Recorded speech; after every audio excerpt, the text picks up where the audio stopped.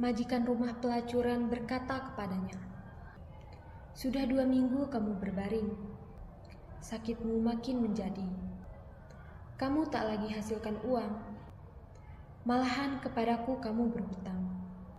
Ini biaya melulu. Aku tak kuat lagi.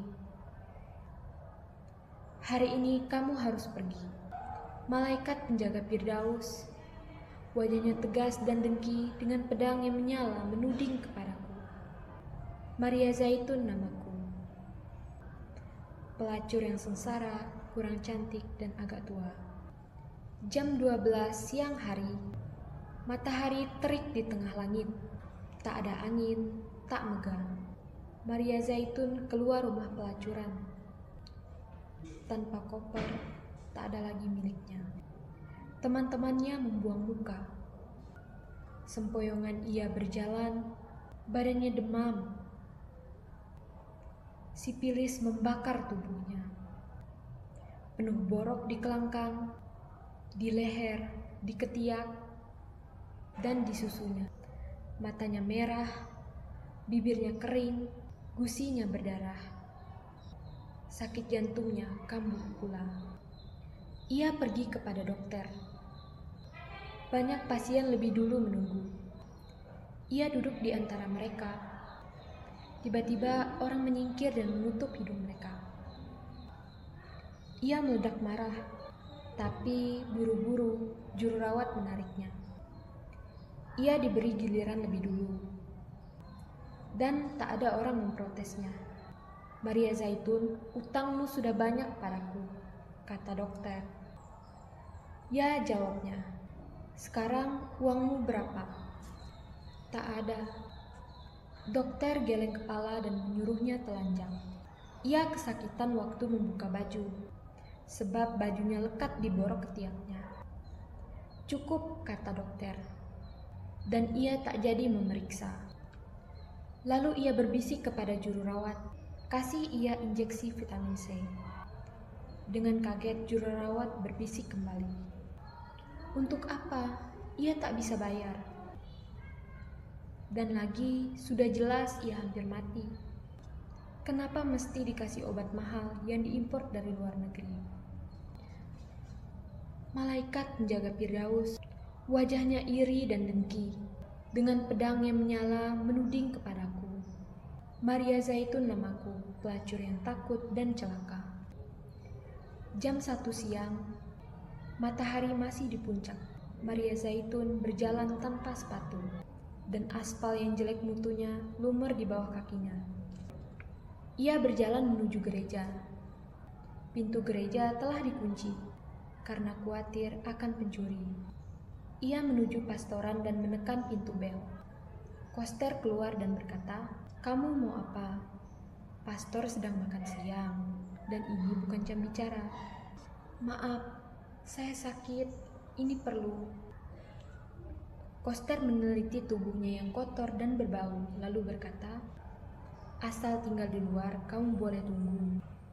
Aku lihat apa pastor mau terima kamu." Lalu Koster pergi menutup pintu.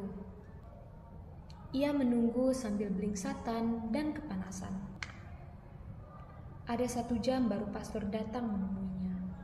Setelah mengorek sisa makanan dari giginya, ia nyalakan cerutu lalu bertanya, "Kamu perlu apa?" Bau anggur dari mulutnya, selopnya dari kulit buaya.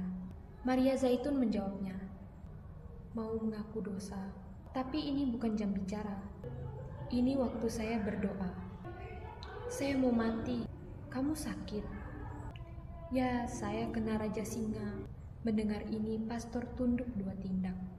Mukanya mungkret. Akhirnya agak keder, ia kembali bersuara, "Apa kamu kupu-kupu malam?" "Saya pelacur."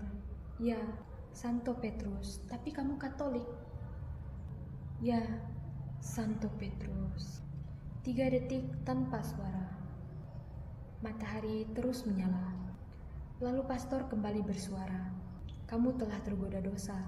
"Tidak tergoda, tapi melulu berdosa." "Kamu telah terbujuk setan." "Tidak, saya terdesak kemiskinan dan gagal mencari kerja." Santo Petrus. Santo Petrus Pater, dengarkan saya. Saya tak butuh tahu asal-usul dosa saya.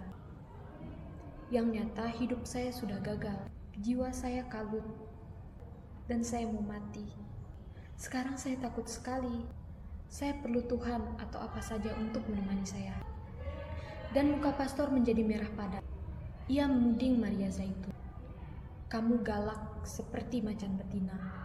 Barangkali kamu akan gila, tapi tak akan mati. Kamu tak perlu pastor. Kamu perlu dokter jiwa. Malaikat penjaga Firdaus, wajahnya sombong dan dengki, dengan pedang yang menyala menuding kepadaku. Aku lesu tak berdaya, tak bisa nangis, tak bisa bersuara. Maria Zaitun namaku, pelacur yang lapar dan dahaga. Jam 3 siang, matahari terus menyala, dan angin tetap tak ada. Maria Zaitun bersijingkat di atas jalan yang terbakar. Tiba-tiba ketika nyebrang jalan, ia kepleset kotoran anjing. Ia tak jatuh, tapi darah keluar dari borok di kelangkangnya dan meleleh ke kakinya. Seperti sapi tengah melahirkan, ia berjalan sambil mengangkang. Di dekat pasar ia berhenti, pandangnya berkunang-kunang, napasnya pendek-pendek. Ia merasa lapar. Orang-orang pergi menghindar. Lalu ia berjalan ke belakang satu restoran. Dari tong sampah ia kumpulkan sisa makanan. Kemudian ia bungkus hati-hati dengan daun pisang. Lalu berjalan menuju luar kota. Malaikat penjaga Firdaus, wajahnya dingin dan dengki, dengan pedang yang menyala menuding kepadaku. Yang mulia, dengarkanlah aku, Maria Zaitun namaku. Pelacur lemah gemetar ketakutan. Jam 4 siang, seperti siput ia berjalan. Bungkusan sisa makanan masih di tangan, belum lagi ia makan. Keringatnya bercucuran. Rambutnya jadi tipis. Mukanya kurus dan hijau, seperti jeruk yang kering. Lalu jam 5, ia sampai di luar kota. Jalan tak lagi beraspal, tapi debu melulu. Ia memandang matahari dan pelan berkata, "Berdebah." Sesudah berjalan 1 kilo lagi, ia tinggalkan jalan raya dan berbelok masuk sawah, berjalan di pematang. Malaikat penjaga Firdaus, wajahnya tampan dan dengki, dengan pedang yang menyala mengusirku pergi. Dan dengan rasa jijik ia tusukkan pedangnya di antara kelangkangku. Dengarkan yang mulia, Maria Zaitun namaku. Pelacur yang kalah, pelacur terhina. Jam 6 sore, Maria Zaitun sampai ke kali. Angin bertiup, matahari turun, hari pun senja. Dengan lega ia rebah di pinggir kali. Ia basuh kaki, tangan, dan mukanya. Lalu ia makan pelan-pelan. Baru sedikit ia berhenti. Badannya masih lemas, tapi nafsu makannya tak ada lagi. Lalu ia minum air kali. Malaikat penjaga Firdaus, tak kau rasakah bahwa senja telah tiba? Angin turun dari gunung, dan hari merebahkan badannya. Malaikat penjaga Firdaus dengan tegas mengusirku.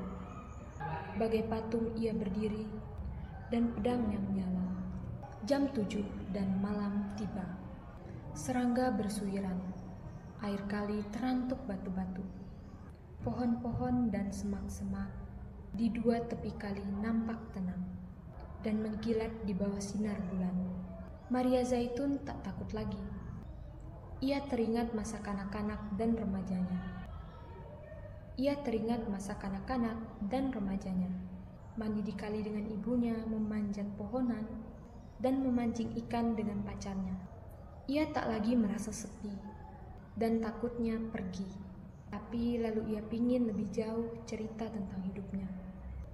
Lantaran itu, ia sadar lagi kegagalan hidupnya. Ia jadi berduka dan mengadu pada sobatnya. sembari menangis terseduh-seduh. Ini tak baik buat penyakit jantungnya. Malaikat penjaga Firdaus, wajahnya dingin dan dengki. Ia tak mau mendengar jawabku, ia tak mau melihat mataku. Sia-sia mencoba bicara padanya. Dengan angkuh ia berdiri dan pedangnya menyala. Waktu, bulan, pohonan, kali, borok, sipilis, perempuan, bagai kaca kali memantul cahaya gemilang. Rumput ilalang berkilatan. Bulan. Seorang lelaki datang dari seberang kali. Ia berseru, "Maria Zaitun, engkaukah itu?" "Ya," jawab Maria Zaitun, keheranan. Lelaki itu menyeberang kali. Ia tegap dan elok wajahnya. Rambutnya ikal dan matanya lebar. Maria Zaitun berdebar hatinya. Ia seperti pernah kenal lelaki itu. Entah di mana, yang terang tidak diranjak. Itu sayang, sebab ia suka lelaki seperti dia. Jadi kita ketemu di sini, kata lelaki itu. Maria Zaitun tak tahu apa jawabnya. Sedang sementara ia keheranan. Lelaki itu membungkuk mencium mulutnya. Ia seperti minum air kelapa. Belum pernah ia merasa ciuman seperti itu. Lalu lelaki itu membuka kutangnya. Ia tak berdaya dan memang suka. Ia menyerah dengan mata terpejam. Ia merasa berlayar ke samudera yang belum pernah dikenalnya. Dan setelah selesai, ia berkata kasmaran, "Semula aku sangka hanya impian, bahwa hal ini bisa kualami. Semula tak berani kuharapkan bahwa lelaki tampan seperti kau bakal lewat dalam hidupku." Dengan penuh pengharapan, lelaki itu memandang kepadanya, lalu tersenyum dengan hormat dan sabar. "Siapakah namamu?" Maria Zaitun bertanya. "Mempelai," jawabnya. "Lihatlah, engkau melucu." Dan sambil berkata begitu, Maria Zaitun menciumi seluruh tubuhnya. Tiba-tiba itu ia berhenti. Ia jumpai bekas-bekas luka di tubuh pahlawannya, di lambung kiri, di dua tapak tangan, di dua tapak kaki. Maria Zaitun pelan berkata, "Aku tahu siapa kamu." Lalu menebak lelaki itu dengan pandang matanya. Lelaki itu menganggukkan kepalanya. "Betul, ya." Malaikat penjaga Firdaus, wajahnya jahat dan dengki. Dengan pedang yang menyala, tak bisa apa-apa. Dengan kaku ia beku, tak lagi berani menuding padaku. Aku tak takut lagi. Sepi dan duka telah sirna. Sambil menari, kumasuki taman Firdaus dan kumakan apel sepuasku. Maria Zaitun namaku, pelacur dan pengantin adalah saya.